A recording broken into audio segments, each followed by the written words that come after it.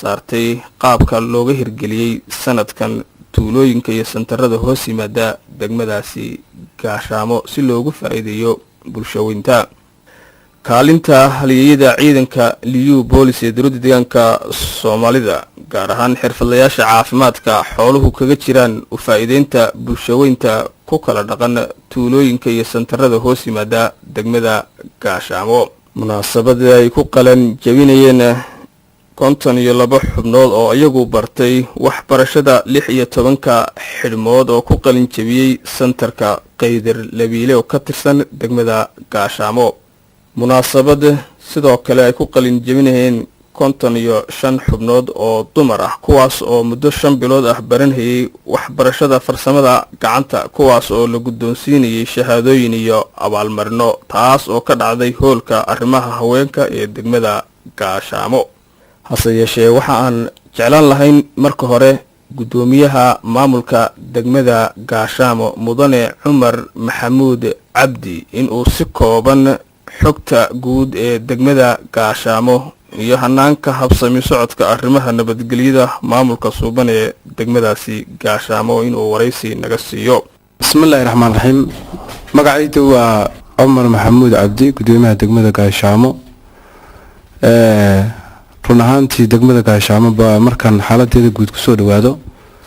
dhanka nabadgelyada markaan eegno 100% waa nabadgelyo. dhanka horumarka markaan eegno ama xaaladda guud ee degmada markaan eegno wax weey guud ahaan degmada gaashaamo waa waxay 100% waa xoolo dhaqato. xarunta deegaankana waxay u jirtaa 380 kilomitir. guud ahaan waxaan xad leenahay degmada Daroor iyo degmada Marsin iyo dhanka kale waxa degmada Danood ayaan markaan xad leenahay. guud ahaan degmada waxa weey markaas eegtid waxa nolosheeda waxay ku tiirsan tahay xoolo dhaqato. wax soo saarkeedana waa xoolo dhaqato weey waa waxyaalaha laga wax soo saarkeeda ugu badan. marka guud ahaan dhanka horumarka degmada markaan eegno waxa weey coverage markaan eegno dhanka waxbarashada kalooto waxa weey dugsiyada waxa ka jira 76 iskuul ayaa ka jirto. AB-da kalooto waxa weey 48 dugsi sare waxa ka jira 2 dugsi sare ka jirta. dugsi dhexe ilaa iyo 8 dugsi ayaa ka jirta. guud ahaan AB boarding school ayaa ka jira iyadana deegaanka iyadana laga fangareeyo iyadana qabaleyada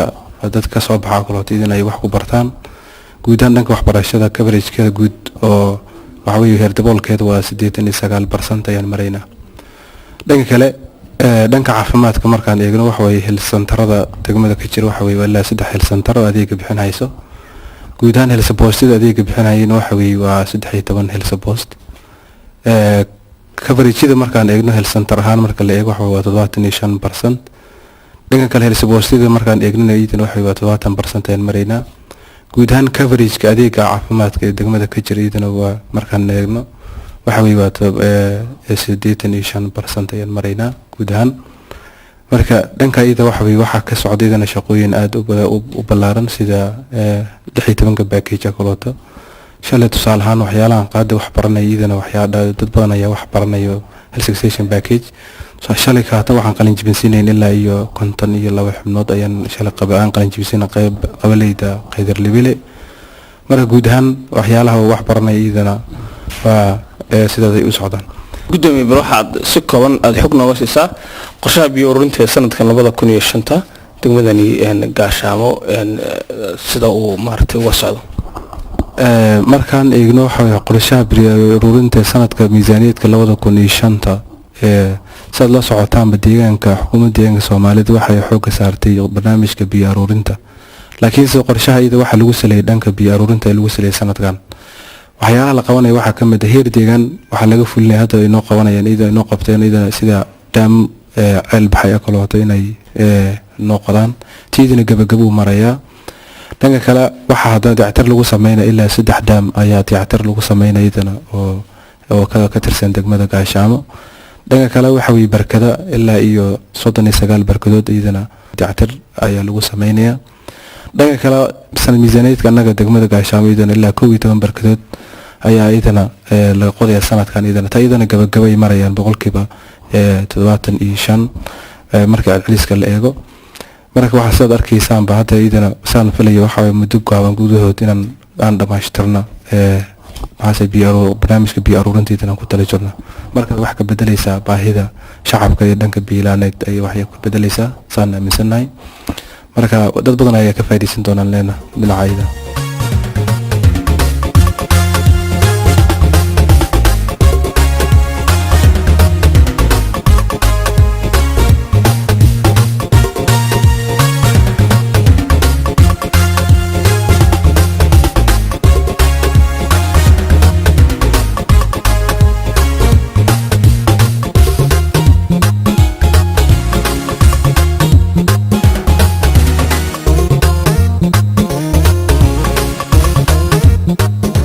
kale waxa aan waraysi kula yeelanay xafiiskiisa ku yaala degmada Gaashaamo madaxafiiseedka maaliyadda iyo horumarinta dhaqaalaha ee degmada Gaashaamo mudane Maxamed Sigad iyadoo oo madaxafiiseedku uu si kooban uga xog warramayo sanad miisaaneedkan 2005 miisaaniyadda loo qabtay degmadaasi Gaashaamo si loogu faa'iideeyo bulshooyinka ku kala dhaqan santarada iyo tuulooyinka hoos yimaada degmadaasi iyo qorshaha ku aadan biyo ururinta sida looga hirgeliyay degmadaasi Gaashaamo. sanadkan waxaan xoog saarnay mashaariicda waxa weeyaan xagga biyaha weeyaan sida mataqaanay qorshaha deegaankeena qorshaha koowaad inuu ahaa biyaha talabaadna biyaha anaguna sidoo kale waxaan xoog saarnay ahayd biyaha. marka sanadkan mashaariicda aan furino waxa kamid ah 12 barkood ba mataqaanay anaga noo qorshaysan 12 barkood si soo ateen hadda inta badan boqolkiiba 90 iyo 5 way dhamaadeen bal oran kara kala tan soo noqdo waxa kamid ah qorshayaasha xagga maaliyadahan in kor loo qaado dakhliga degmada isla markaana inaan mataqaanay soo saarno lacag dhan 9 milyan iyo 500,000 laakiin hadda labadii rubuc ee la soo dhaafay waxaan soo saarnay ahayd 2 milyan iyo 500,000 lacagta waxa jirta lacag kale oo iyadana mataqaanay la rabo in la xariyo deegaanka lagu xariyo oo dakhliga dheeriga ah kaasoo isaguna noqon doona insha Allah 5 milyan iyo 800,000 kala hadii aan sheego miisaaniyadda degmada si guud haddaan soo sheego degmada Gaashaamo wadaagta miisaaniyadda degmada Gaashaamo waxa weeyaan 3 milyan 145,600 iyo 30 weeyaan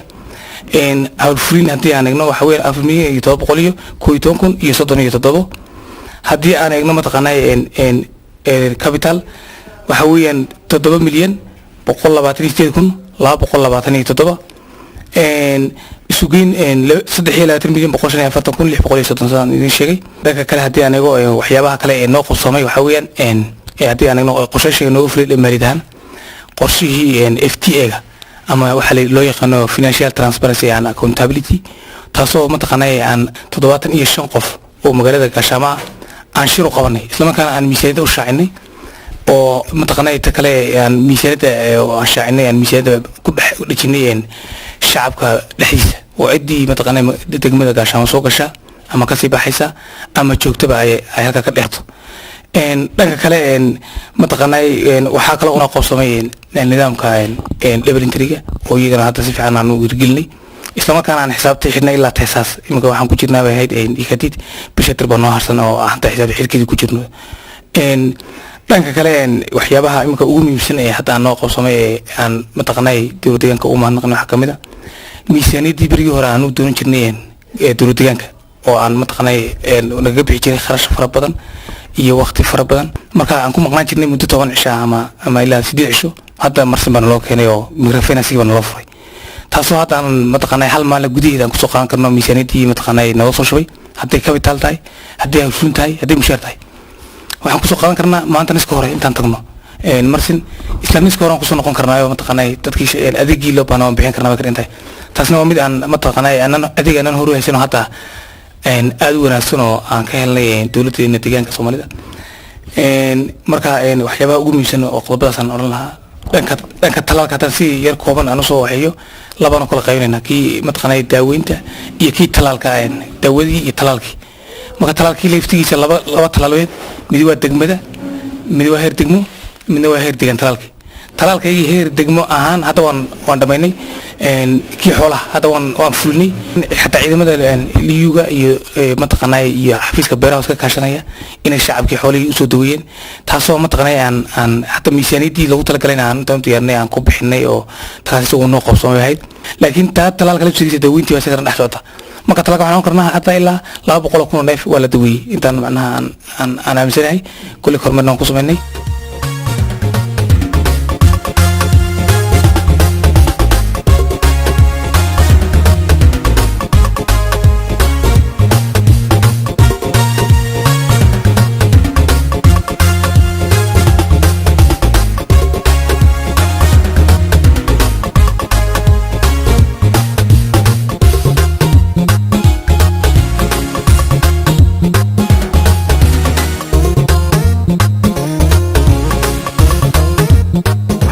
lahayn iyadana sidoo kale xaaladda waxbarashada ee degmada Gaashaamo inaan fiirino degmada Gaashaamo waxaa ka jira in ka badan 76 iskuul kuwaas oo isugu jira dugsiyo hoose kuwa dhexe iyo kuwa sare waxa ayagu ka jira sidoo kale degmadaasi Gaashaamo 2 dugsi sare iyo waxbarashada boarding schoolka kuwaas oo arday aad u tiro badan ay wax ka barato waxa degmadaasi Gaashaamo sanadkan 2005 wax ka barata arday tiradoodu kor u dhaafiso 22,000 oo arday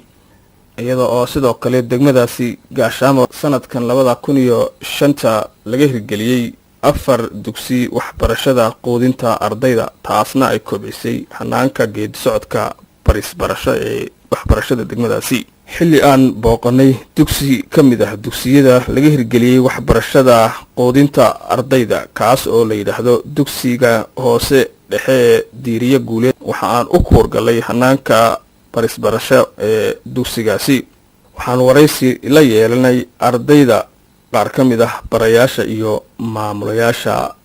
dugsigaasi diiriye guuleed ee degmadaasi Gaashaamo نعم فيرين هون ده بس سو عم نوصل تاعنا بلا تبشر أفراد ده سو عم بو هرمرك ولا شان قاضي دموده marka waran saado aragtaan inaad ka faa'iideystaan quudinta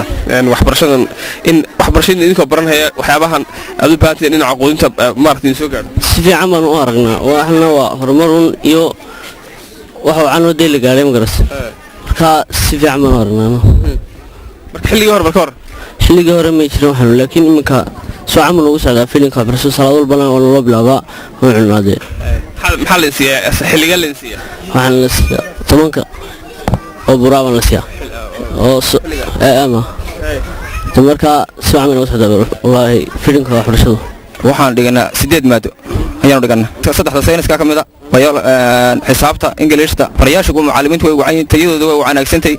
si fiican wax nala bara waxbarashadu socod isbedel wanaagsan baa socod xilligan ma ka jira marka waran quudinta waxbarashada kaalinta la bay ku yeelatay habsami socodka waxbarashada si wanaagsan baa loo quudiyaa ardayda dawaa aad baa looga faa'iideystaa faa'iido waxan laga faa'iido wanaagsan way waxaan dhigtaa dugsiga dhexe diiriye guuleed magacaygu waa Shadex Xasan fasalka dhigtana fasalka shanaad madaxafiisadka iyo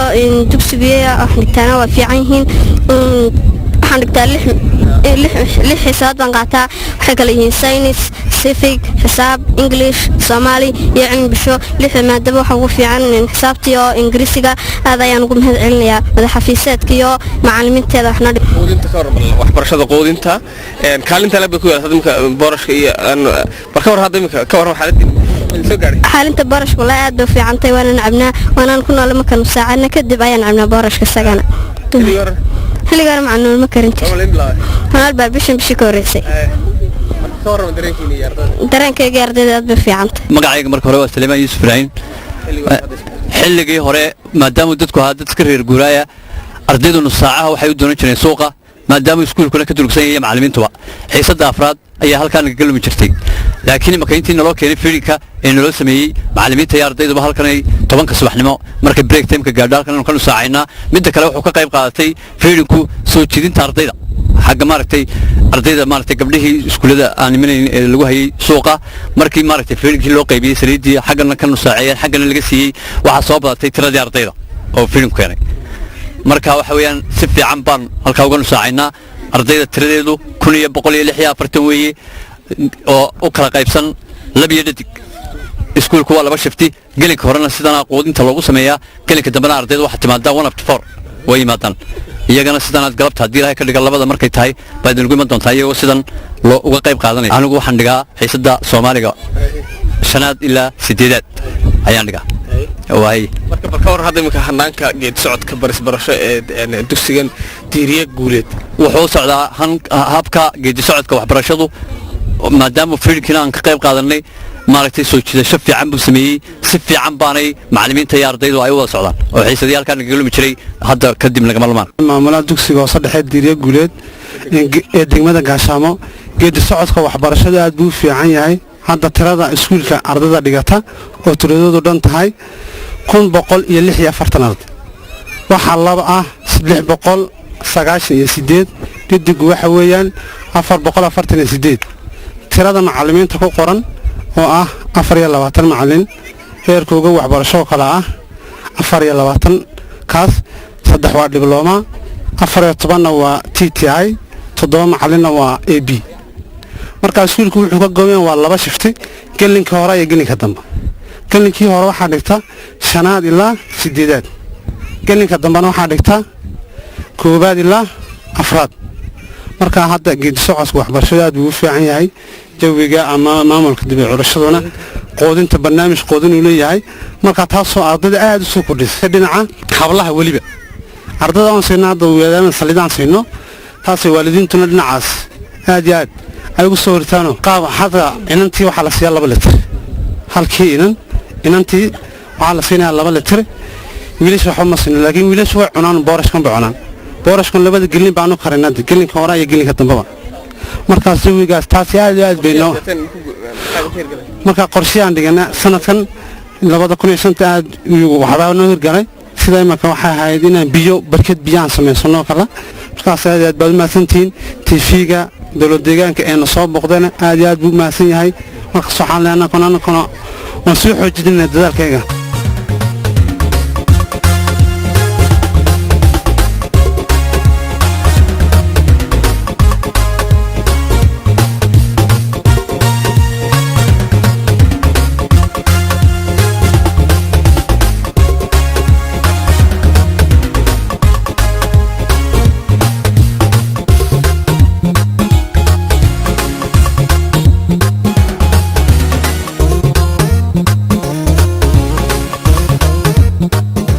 xafiiska waxbarashada ee degmada Gaashaamo mudane Cabdiraxmaan ayaan xafiiskiisa waraysi kula yeelanay in uu warbixin naga siiyo xaaladda guud ee waxbarashada ee degmadaasi Gaashaamo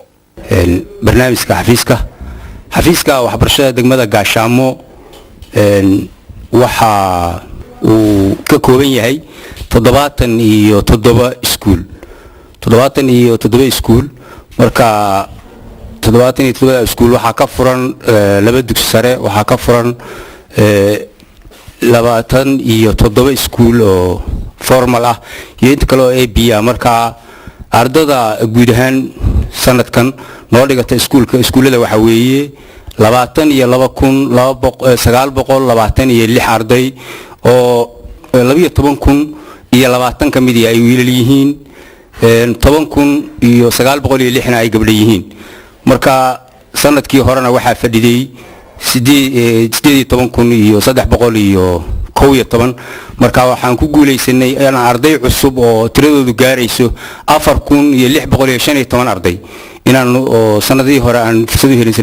sanadkan dugsiyada keeno taasina waxay qayb weyn ka qaadatay coverage-ka iyo heer daboolka ardada degmada dhinaca kale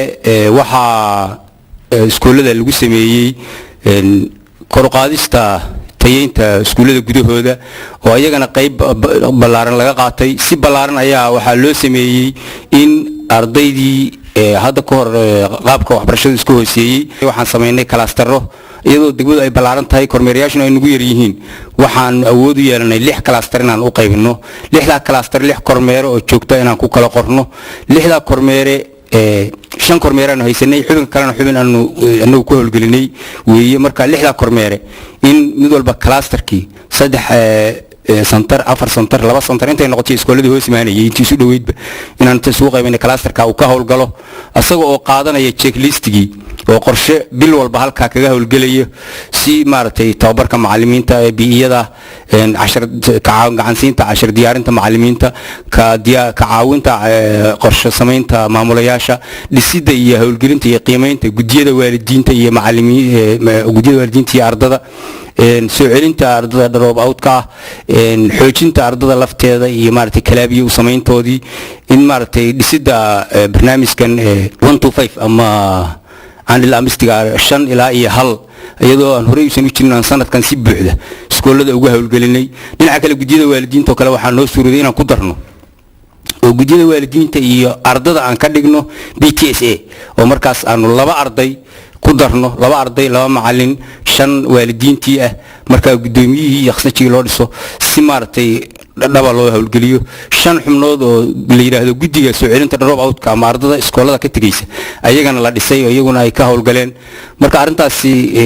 kormeerayaashu waxay ka qaadatay qayb libaax leh in ay reportkii ka soo ururiyaan iskooladii maartay laftoodii oo qaybka wax loo bixinay cashir diyaarintii ka gacansiintii dhisidii kalaabiyadii kala duwana barnaamijkan aan ilaamistiga inay si buuxda maartay uga qayb qaateen waxay keentay in tayadii iskoolada gudahoodii la wanaajiyo dhinaca kale waxaan diyaarinay feeding schoolkaasna 4 school ba feeding school leh si fiican oo aad u wanaagsan ayay noogu socdaan waa iyo si maartay habaysan u qaadanaya arkaysa ardada waxay ka qayb qaadatay maartay gabdhaha laftoodii dhiirigelin bay u noqotay ardada lafteedii meelahaas waxay u noqotay dhiirigelin oo ardadii meelihii awal hore ugu yaray waxay keentay in ardadii ay soo baatay dhinaca kale marka de break loo soo baxo ardadii ay saliid barashkoodii cabaan gabdhihii saliid sidoo loo siiyo waxay taasi dhiirigelin ku noqotay ardadii fresh inay maartay xiisada qaybteeda dambe ay ku soo noqdaan markii break u soo noqdaan gabdhaha laftoodii dhiirigelin bay u noqotay marka ay boorashkii iyo quudintiina ka qayb qaataan si gaarna waxa loo siiyaa saliid 3 gabdhood 4 gabdhood hadba qaabkay tahay intay u gaadho yaa saliid loo siiyaa marka taasina si buuxda ayay waxay u noqotay mid ka qayb qaadata kor qaadistii iyo dhiirigelintii gabdhaha shiini dhinaca waxbarashada ay dhigateen degmada Gaashaamo maxaad oran kartaa idinka hirgalay ilaa iyo hadda imka sanadkan 2020 qorshihii aan dhiganay dhinaca waxbarashada degmada Gaashaamo si buuxda ayuu noogu dhaqan galay koo waxaa ahayd in ardada da'da waxbarashada gaadhay sanadkan aan qorshaysanay in iskoolada la geeyo 22,000 iyo 820 arday marka waxaanu geynay si buuxda 22,926 arday baa iskoolada la geeyay ardadii noo qoondaysnayd oo cusbayd oo tiradooda ay gaaraysay inay dugsiyada geyna 4,596 arday ayagana waxaanu geynay 4,615 arday oo arday cusub aan iskoolada geynay marka qaabkii aan u qorshaysanay bay maraysaa coverage-ka laftiisa degmada waxaan qorshaysanay in uu gaaro sidii heerka deegaanba markii hore laga qorsheeyay in sanadkan la gaarsiiyo 85 marka waxaan maraynaa 86 baan maraynaa heer aad ugu wanaagsan ayaanu iyadana joognaa shirweynihii ay ahayd inuu noo qabsoomay lacagta school guarantee ay ahayd in maartay si wanaagsan loo bixiyo iyadana sidoo kale ayaa si wanaagsan loo bixiyay feeding-ga laftiisa ay ahayd isagana in maartay dabagal iyo habsami u isticmaal lagu sameeyo ayaa isna sidoo kale u dhaqan galay marka waxa qorshaha kale noo qorshaysnaa waxay ahayd in bil kasta kormeerayaashu ay ka howlgalaan iyo xafiiska waxbarashaduba iskoolada iyo qabaliyada dibadda iyadana si joogta ayay noogu suura gashay marka qorshahayagii si buuxda oo 99% ah ayuu noogu hirgalay aad baan ugu faraxsanahay qaabka hadda sanadkan ay wax noogu socdaan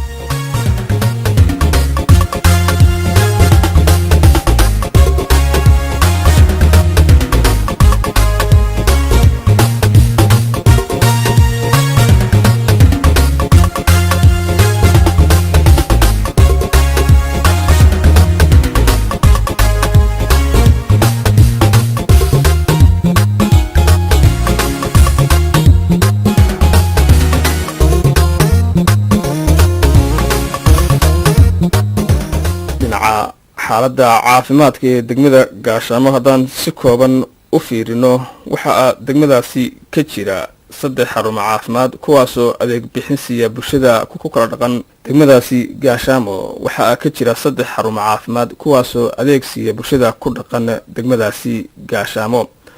iyada oo santarka Moholin oo ka tirsan degmadaasi Gaashaamo sanadkan 2005 markii ugu horeysay laga hirgeliyay adeeg bixinta xarunta caafimaadka ee santarkaasi. bulshada ku dhaqan santarka Moholin ayaa si ballaaran u soo dhaweysay habsami socodka howlaha shaqo ee xarunta caafimaadka ee santarka Moholin. waxa weeyaan horta waa mahadsan yahay dadweynaha meesha yimi waxa sii mahadsan ragga noo yimi maanta ee kormeerka ah ayaa mahadsan iyaguna waxa mahadsan kuwii dhaqaatiirta noo keenay ayaa iyaguna mahadsan annagu Moholin haddaanu joognay awal waxa weeyaan imka waxaanu helnay dhaqtar wanaagsan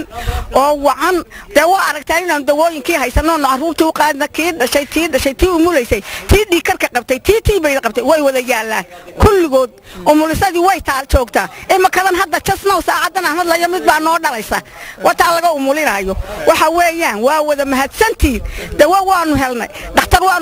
dhakhtar wanaagsan oo fiican oo waji furan oo qalbi wanaagsan oo dawooyinka si wanaagsan noo siinaya ayaa la noo keenay habeenkii 12 habeenkii way soconayaan habeen oo dhan dhakhtaradu saasay ugu wareegayaan Moholin baa la yiraahdaa meesha gaafane Moholin baa la yiraahdaa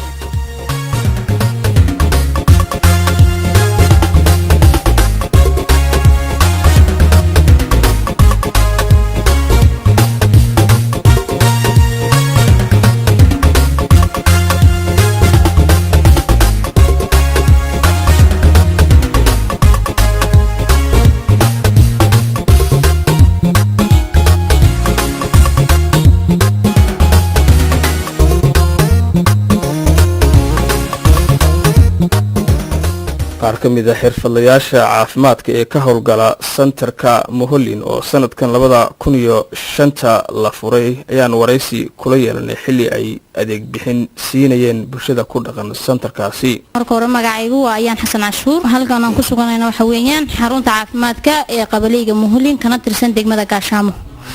halkan ay nimanka ku suganay waxa weeyaan MCH wardi waa meelaha ay ka mid ka yihiin antinatalka, postnatalka iyo delivery wardiga.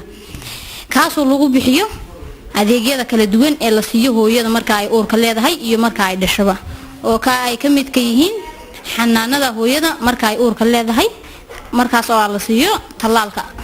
teetanada hadda imika adeeg bixinta maadaama sanadkan aad bilowdeen bal qaabka adeeg u bixisaan iyo bulshada idin timaada ee dhinaca dumarka iyo caruurta oo kaliya si kooban adeegyada horta markii hore wuxuu naal santarku imika maadaama la furay 2005 ka sanadkan la furay adeega si fiican baan u bixin maalinkii dhinacayga markaan eego dhinaca MCH ka markaan eego waxa yimaada ugu yaraan hooyooyinka uurka leh ilaa 5 baa yimaada maalinkii imikana dawad arkaysa waxa fadhiyo waxaan u qabanaa waxaan siinaa daryeelka si waxaan u sheegnaa dhaanjarsaynka hooyadu marka ay uurka leedahay waxyaabaha ku iman kara oo sida hypertension oo kale eclampsia preeclampsia kale kuwaas oo ka dhigan dhiikarka waxaan u sheegnaa markay hooyadu uurka leedahay xaaladaha la soo darsi doona hadii ay xaalado xun noqdaan oo adag in ay timaado xarunta caafimaad ee ugu dhow adeeg bixinta santarka kulli wallahi meel fiican bay maraysaa imanka si fiican buu adeegga u bixiyaa directorka xarunta caafimaadka ee santarka Moholin ayaan xafiiskiisa wareysi kula yeelanay si uu noo siiyo xogta la xiriidha noocyada adeeg bixinta sanadkan 2005 laga bilaabay santarkaasi Moholin. magacaygu waa Xasan Cabdi Dagaal waxaan ahay directorka santarkan Moholin santarkan markaas adeeg oo ku dhan uu dhan yahay saas waxa shaqaale aan ku nahay 6 qof taglaalka ku dhan oo noo dhan meesha lagu umulay oo noo dhan ta dumar waxaan ka dhalin hadda intaan furnay sanadkan cusub u furan yahay ta kale OPD-ga adulti oo dadka bukaan socodka ayo OPD waxa jira under 5 oo caruurta yaryar ah waxa kale oo jira xitaa qolkii dawada oo ku dhan baa noo keenay dawo wax naga maqan ma jiro adeegoo ku dhan waan bixinaa meelaha santarkan wixii sanadkan cusub bulsho intina loogu talagalay horta hadda waan gaarsiinaynaa 25,000 meelaha marka hadda waxaan wadnaa adu intana soo buuqatay xitaa santarka ku dhan qabalaha ku dhan qabalaasha hoos yimaada ku dhan halkan meel soo xiriiraan santarka aad buu ballaaran yahay inta qabale ee imato ku dhan halkan hoos yimaadeen maadaama uu santarku kala tiiray santarkana adeeg xitaa shaqaaluhu lagu filan marhaysana HO clinic nursing wax ka soo haysanaa BS marka shaqaalaha aad baan ugu fiicanahay dawladana aad baan ugu fiicanahay takale booqashada dadkuna aad bay u badan tahay dadkan bukaan jiifka xitaas waxaa noo jiifa iminka inpatient dad badan baa sariiraha ku jiifa ama gaashaamo in loo ordo qofkii halkan ku muli lahayd ama qofka ku xanuunsanayay gaashaamo in la geeyo ama jijigo meel kale ka sokaysa ma jira laakiin maanta bulshada alxamdulillah wallahi aad bay ugu faraxsan yihiin sad waraysyada ku soo qaadeenba aad bay ugu faraxsan yihiin aadna way uga heleen micnaha hadda anaku qorshaha sanadkan horta sidii loo baahnaa inaan u buuxinaan ayaan ugu talagalnay maadaama meel fiican hadda noo socdo inta noo hadhay sanadkanna anagu intii karaankayaga xitaa degmada caafimaadka xafiiska caafimaadka ayaan anagoo iskaashanayna aad baan u dadaalaynaa aad baan u wadanaynaa madaxafiiseedka xafiiska caafimaadka ee degmada gaashaamo ayaan sidoo kale xafiiskiisa waraysi kala yeelanay xarumaha caafimaadka iyo rugaha caafimaadka ee adeeg bixinta siiya sanadka 2005 santarada iyo tuulooyinka hoos yimaada degmada gaashaamo waxaan iminka hadda furnay health centerkii saddexaad marka daboolka caafimaadka degmadu wuxuu noqonayaa boqolkiiba 75 health centerada markaan eegno xagga rugaha caafimaadka 13 rug caafimaad baan ayaa jirta oo shaqaysa markaan eegno daboolka rugaha caafimaadkana waxay gaarayaan 70% kadib andaan ka warbixiyo guud ahaan shaqaalahan haysano ka degma ahaan waxa weeyaan xirfadlayaashu digriga 10 baa noo joogta iyagoo isku jira 6 health officer iyo 2 pharmacist iyo 2 BSc degree narsiga iyo midwife iyo laboratoriga markaan isku geeyno iyaguna 16 weeyaan marka guud ahaan digriga iyo diplomka 26 xirfadlaan haysanaa markaan u geeyno haddana waxa jira health station ka shaqaalaha health station waxa weeyaan ka degma ahaan 10 bay yihiin 13 bay yihiin